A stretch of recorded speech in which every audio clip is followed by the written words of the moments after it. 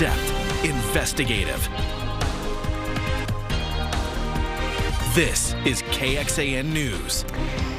The city of Austin is changing the way it deals with some crimes, from public intoxication and littering to low-level theft. The city council today approved expanding the downtown Austin community court to the entire city. Now, this court helps low-level defendants who are often homeless get access to services to hopefully keep them from offending again. Our Sam Stark spoke to leaders to learn how this expansion will help more people within the Austin city limits get access to those critical services. This is one more opportunity for us to show that as an Austin community, one Austin together, we're going to keep fighting every day to make certain that all Austinites get access to the services and the resources that they need. Thursday, the Austin City Council approved on consent to expand the downtown Austin Community Court's jurisdiction citywide. When it opened the court nearly 25 years ago, it was the first of its kind in Texas. We've really evolved our operations at the court, just like the community of Austin has changed over the last 25 years. We have become much more hands-on with individuals that are coming through the court, connecting them on site to our integrated housing-focused case management services, basic needs, and connection to other resources that exist in the community. Before the approval today, the court only heard cases in downtown Austin, West Campus, and East Austin. The downtown Austin Community Court will now adjudicate some common Class E misdemeanors like littering or public intoxication all across the city. So whether or not you receive an offense, Class C misdemeanor here in the downtown area or north or south, east or west Austin, they're still going to be handled appropriately, and all those individuals will still have access to those services that we provide. Instead of jail time or fines, the court offers creative sentencing, such as intensive case management services. We as a body see that the entire city needs those crucial services that the DAC provides, and it means that expansion of service provision, that more people get to have access to those case management services, to those social services and navigation. Sam Stark, KXAN News. And just last week, the downtown Austin Community Court was selected to be a criminal justice mental health learning site. A division within the U.S. Department of Justice recently launched the program to help improve outcomes for those with behavioral health needs in the criminal justice system. San Antonio District Attorney Joe Gonzalez announced indictments today for 3 San Antonio police officers involved in the fatal shooting of a woman who he says was experiencing a mental health crisis earlier this year.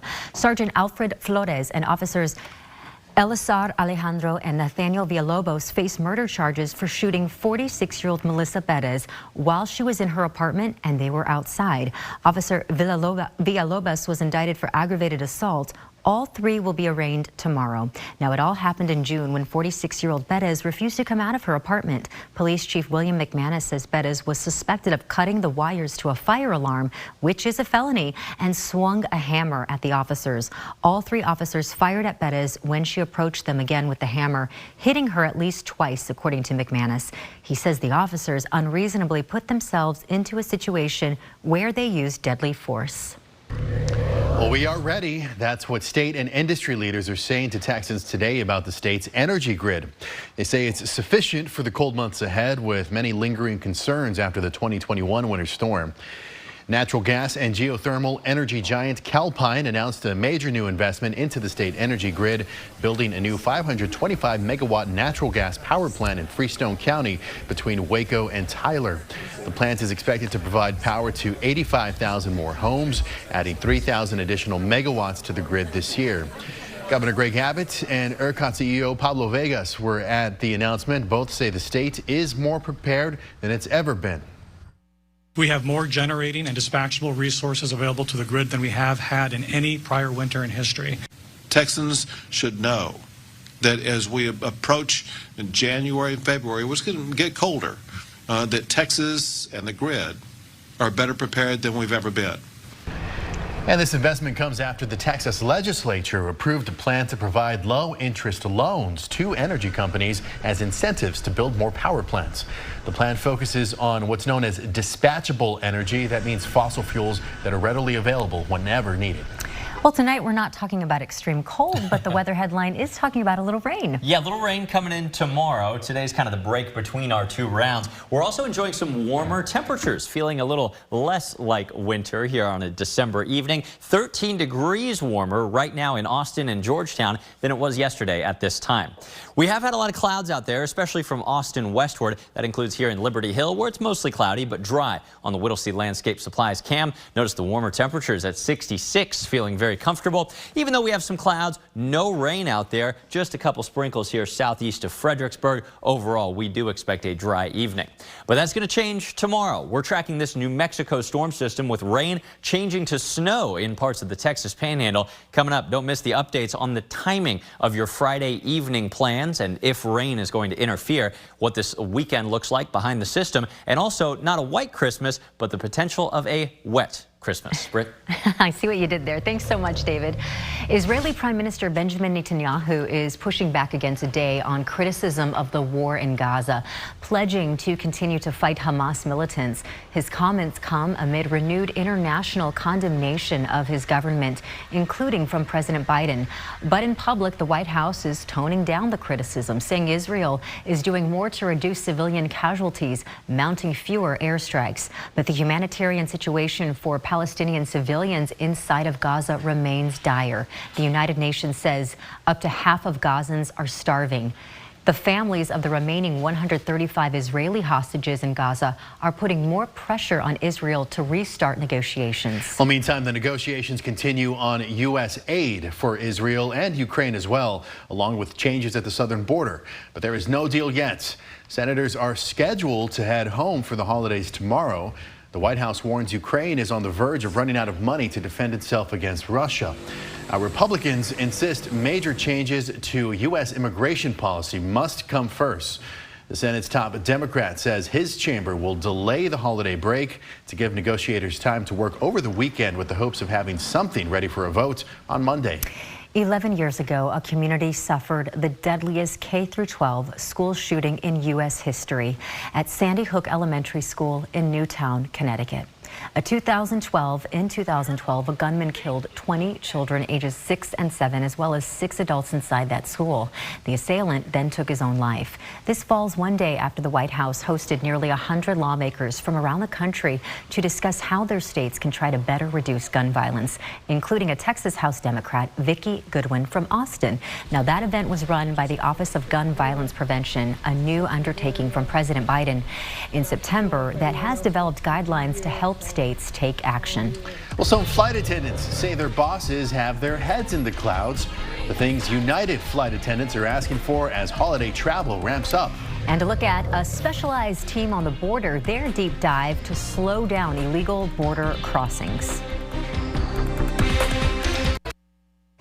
Well, as holiday travel takes off, flight attendants are staying on the ground. Dozens of United flight attendants demonstrated at Austin's airport today, part of what they call a nationwide day of action, demanding a fair contract. The attendants are represented by the Association of Flight Attendants Union, and they say today's picket will call out the greed and disrespect of United executives with nationwide and even international demonstrations across nearly 20 airports. They add there have been delayed improvements for them, but significant improvements for pilots. The flight attendants told us today they only receive full pay once the plane door closes, and they get per diem on the ground. The union's president says this issue will impact flyers.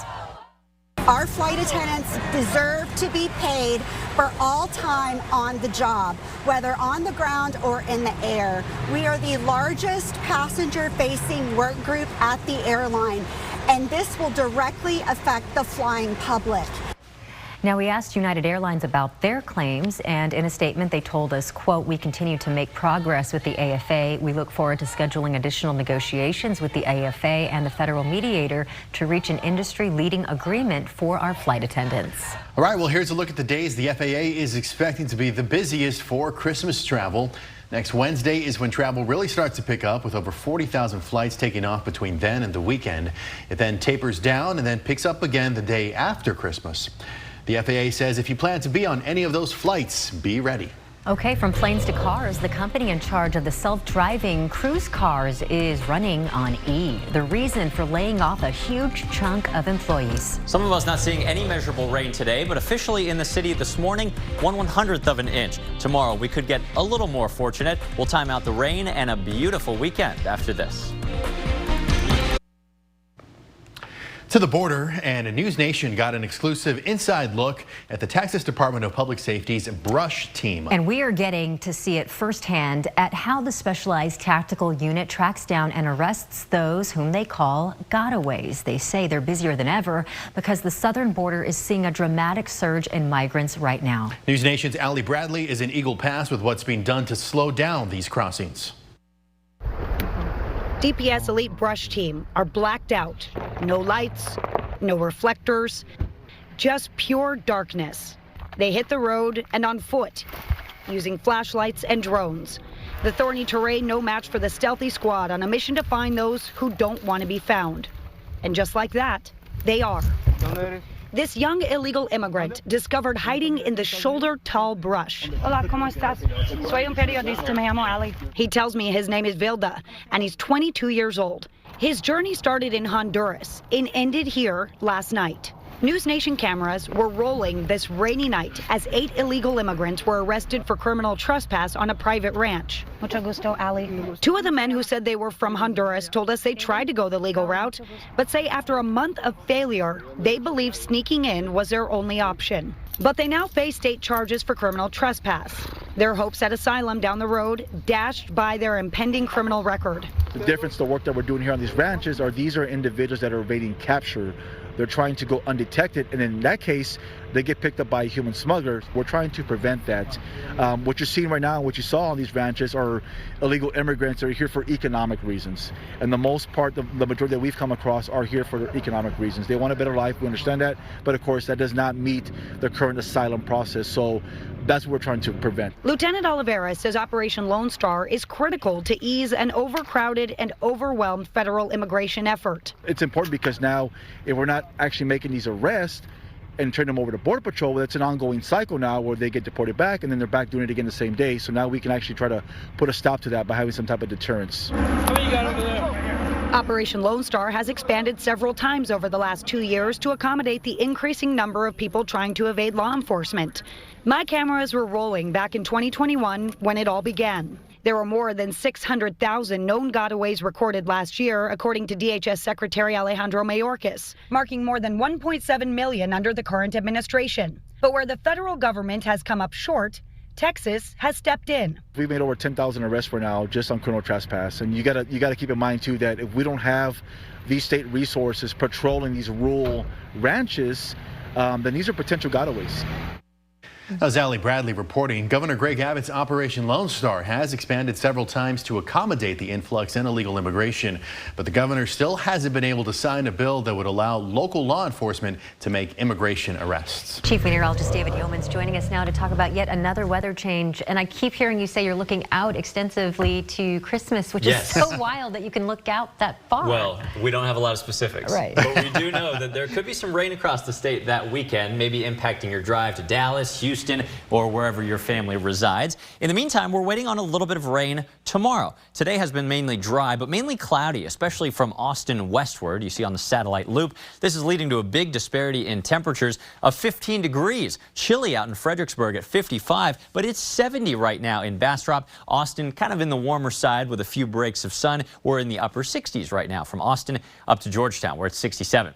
68, slightly warmer than that in Westlake. Beautiful live view under mostly cloudy skies on the Lorenz and Lorenz 360 cam. If you look closely down below here, you can still see some fall foliage. It has been pretty out there in the hills this season.